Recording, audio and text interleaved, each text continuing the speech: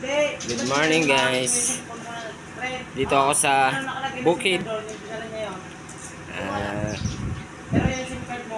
patubig ng sibuyas.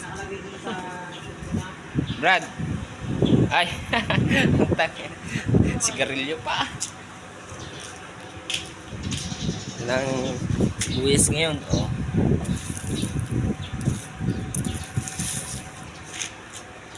At dito papatubig dahil sobrang mainit talaga ang panahon ngayon.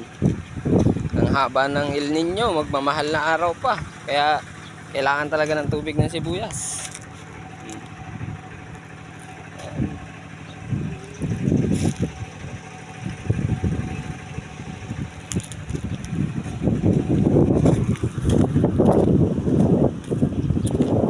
This angel is blown away from me, living with a drunken misery.